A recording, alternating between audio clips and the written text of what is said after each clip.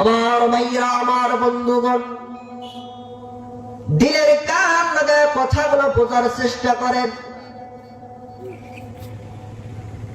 বুখারী শরীফের হাদিসের ভিতরে আসছে, আল্লাহর এক বান্দাকে কবরে রাখা হয়েছে। ফেরেশতারা এসে যখন তাকে জিন্দা করা হলো, এবার জিন্দা করার পর আল্লাহর বান্দা দেখে দুই পাশের মাটি অনেক দূরে সরে গেছে। কবরটা বিশাল বড় হয়ে গেছে, বাইরে চোখে দেখা যায় না। হঠাৎ করে দেখে দুই পাশের মাটি দ্রুত গতিতে তার দিকে আসতেছে। মাথার কাছে 70 থেকে 99টি সাপ হা করে দাঁড়িয়ে আছে। সামনে অন্তত দুজন ফেরেশতা লোহার মুকুট নিয়ে দাঁড়িয়ে আছে। পোকাগুলো কবরের ভিতরে কিলবিল করতেছে। আল্লাহর বান্দা সারাদিন যদি চিল্লায় কেউ শুনবে না, অথচ জিন্দা থাকা অবস্থায় আমি যদি কানাডা যাই, বাংলাদেশের যদি কোন প্রান্তে যাই, মোবাইল করলে কথা বলে, কিন্তু আমি যদি আমার ঘরের ভিতরে 3.5 হাত মাটির নিচে যদি শুয়ে থাকি, এই অন্ধকার কবরে কেউ আমার খবর নেবে না। আল্লাহর বান্দা বলে এইভাবে চিল্লাইবে, কিন্তু কেউ তার খবর নেবে না। আল্লাহ তাআলা বলেন, বান্দা, ওই দিন দুনিয়ার সব মানুষ তোমাকে ভুলে যেতে পারে, কিন্তু আমি আল্লাহ তোমাকে ভুলবো না। আল্লাহ পাক বলেন, বান্দা, তুই যখন দুনিয়াতে তোর মায়ের রেহেমের ভিতরে ছিলে রক্তপিণ্ড, এই সময় আমি আল্লাহ তাআলা খবর রাখছি। তুই যখন তোর মায়ের গর্ভে ছিলে, ওই সময় খাবারের ব্যবস্থা আমি আল্লাহ তাআলা করেছি। দুনিয়াতে আসার পরে সব পাইলি, আমি মাওলাকে ভুলে গেলি। বান্দা, মনে রাখ, এমন এক সময় আসবে বান্দা, দুনিয়ার সব মানুষ তোকে ভুলে যেতে পারে, কিন্তু ওই সময় আমি আল্লাহ তাআলা কিন্তু তোমাকে ভুলবো না। আমি আল্লাহ তাআলা তোমার সঙ্গে থাকবো। আল্লাহ রাব্বুল আলামিন বলেন, ওই বান্দাকে যখন কবরের ভিতরে রাখা হবে, দেখবে দুই পাশের মাটি অত্যন্ত তীব্র গতিতে, দ্রুত গতিতে তার দিকে আসতেছে। আল্লাহর বান্দা চক্ষু দুইটা বন্ধ করে অনুভব করবে, হঠাৎ করে দেখবে তার বুকের উপর কি যেন হাঁটাহাঁটি করে। সুবহানাল্লাহ, তার বুকের উপর হাঁটাহাঁটি করতেছে। আল্লাহর বান্দা চক্ষু দুইটা খোলার পর আল্লাহর বান্দা দেখবে তার বুকের উপর একটা সবুজ বর্ণের পাখি হাঁটাহাঁটি করে। আল্লাহর বান্দা পাখিকে বলবে, ওরে পাখি, দুনিয়ার জমিনে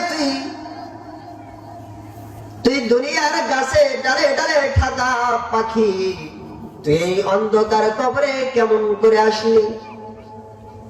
এই অন্ধকার কবরে তুই কেমনে আসলি?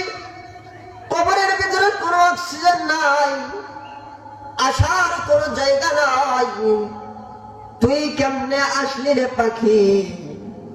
এবার পাখি রব্বে কারিমকে ডেকে ডেকে বলবে, আল্লাহ, তোমার গোলাম প্রশ্ন করেছে, আমার জবান খুলে দাও। তোমার বান্দাকে কি জবাব দেব? আমার জবান খুলে দাও।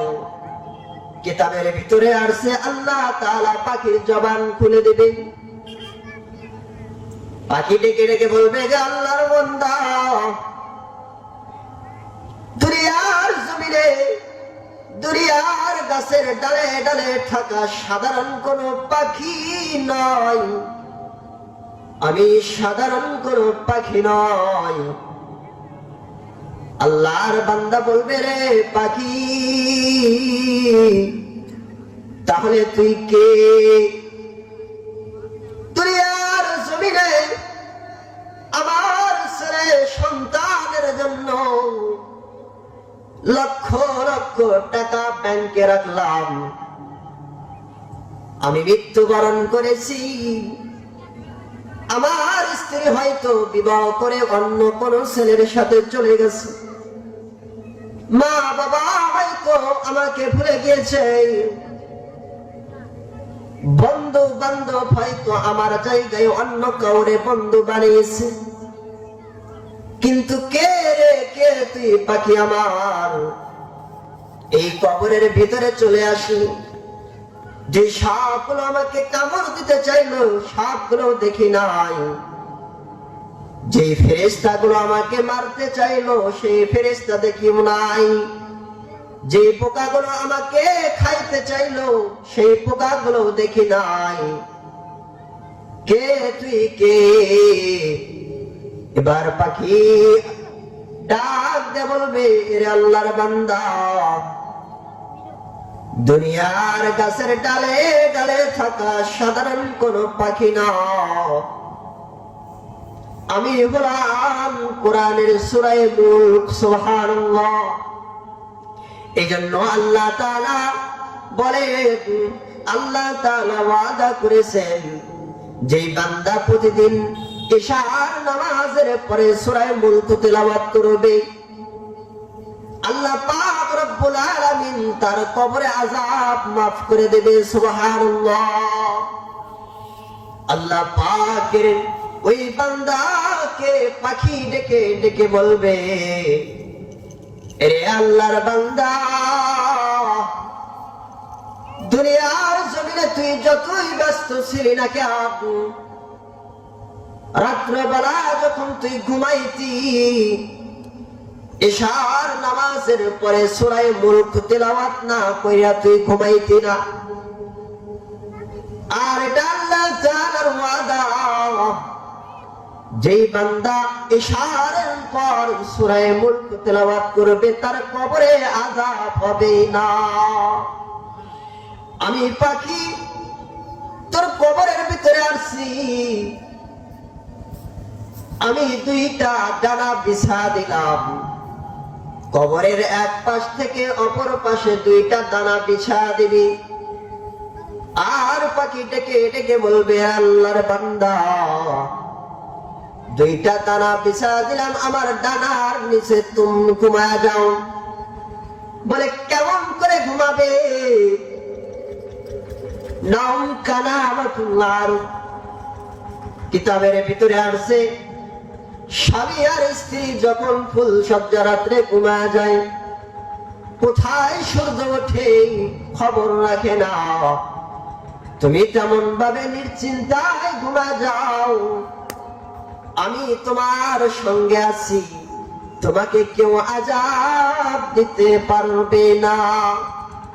ওগো আল্লাহর বান্দা, শুধু কবরে আছি তাই না, আমি তোমার সাথে হাসরে আছি, ফুলসিরাতে আছি, মিজানে আছি, এমনকি আমি পাখি ওয়াদা দিলাম, আমি পাখি তোমার কথা দিলাম রে গোলাপ, আমি তোমাকে কবরে হাসরে ফুলসিরাতে মিজানে সুপারিশ করে জান্নাত পর্যন্ত পৌঁছে দেওয়ার আগ পর্যন্ত আমি পাখি তোমার থেকে আলাদা হব না। সুবহানাল্লাহ। এই জন্য আমার ভাইরা, আমার বন্ধুগণ, দিলের কান লাগায় কথাগুলো বোঝার চেষ্টা করেন। এই সূরা মুলক এত গুরুত্বপূর্ণ একটি সূরা, যারা আমরা জীবনেও কখনো পড়ি নাই, এই সূরা তারা যারা জীবনেও পড়ি নাই তাদেরও যদি পড়ে, তারাও যদি পড়ে তাহলে সময় লাগবে 5 মিনিট। আর যারা আমরা এই সূরা মুলক পড়ি প্রতিদিন, সময় লাগবে 1.5 থেকে 2 মিনিট। আমার ভাইরা, আমার বন্ধুগণ, প্রতিদিন এশার নামাজের পর যদি 2 মিনিট আল্লাহর জন্য ব্যয় করতে পারেন, এই সূরা মুলক যদি তেলাওয়াত করতে পারে, ওয়াল্লাহি আমি আল্লাহর কসম করে বলবো, আল্লাহর কথা মিথ্যা হয় না, আল্লাহ তাআলা বলেছেন তার কবরে আযাব হবে না। এই জন্য আমার ভাইরা, আমার বন্ধুগণ, ওই কবরে কিন্তু কেউ আপনার সঙ্গে হবে না। দুনিয়াতে আপনি কাদেরকে ভালোবাসেন, কাদেরকে আপনি আপন আপন বলতেছেন, ওই দিন কিন্তু কেউ কারো আপন হবে না। ওই দিন নিজের সব কিছুকে আল্লাহর কাছে দিতে চাইবেন নিজে বাঁচার জন্য। আল্লাহ রাব্বুল আলামিন কিয়ামতের ময়দানে আল্লাহর এক বান্দাকে ডাকবেন। আল্লাহ তাআলা বলেন, এরে বান্দা, আমি আল্লাহ তাআলা তোমাদেরকে জিজ্ঞাসা করব, ওয়াতাকুনুল জিবালু কালঈহ, যেদিন পর্বত সম রঙিন হয়ে যাবে, ওই দিন আমি আল্লাহ তাআলা তোমাদেরকে জিজ্ঞাসা করব, বান্দা, যেই দিন তোমার খবর কেউ নেবে না। আল্লাহ রাব্বুল আলামিন বলেন, বান্দা, দুনিয়াতে তোকে আমি বলেছি নামাজ পড়, কেন পড়লি না? আমি আল্লাহ তাআলা বলেছি রোজা রাখ, কেন রাখলি না? আমি আল্লাহ তাআলা বলেছি আমার ইবাদত কর, কেন করলি না? ওই বান্দা আল্লাহকে ডেকে ডেকে বলবে, আল্লাহ, দুনিয়ার জমিনে আপনি বলেছেন নামাজ পড়তে বলেছেন, নামাজ পড়ি নাই। রোজা রাখতে বলেছেন, রাখার মতো রাখতে পারি নাই। ইবাদত করতে বলেছেন, ইবাদত করার মতো করি নাই। ওগো আল্লাহ, আপনার কাছে এখন আটকা পড়ে গেলাম। আপনি মনে করতেছেন, ওগো আল্লাহ, দুনিয়ার জমিনে আমার অনেক আত্মীয় স্বজন ছিল, আমাকে কেউ সহযোগিতা করবে না, কিন্তু বহুত আছে আমাকে অনেক সহযোগিতা করবে। কিন্তু আল্লাহ তাআলা বলেন, ওয়ালা ইয়াসআলু হামিমুন হামিমা, ওই দিন বন্ধু বন্ধুর খবর নেবে না। কথা বলেন ঠিক কিনা? দুনিয়াতে আপনি কার জন্য পাগল? এমন এক সময় আসবে যে আপনার বন্ধু বন্ধুর খবর নেবে না। আয় মানুষ, আমরা মানুষকে লাথি মারা শিখলাম, মানুষকে বুকে টেনে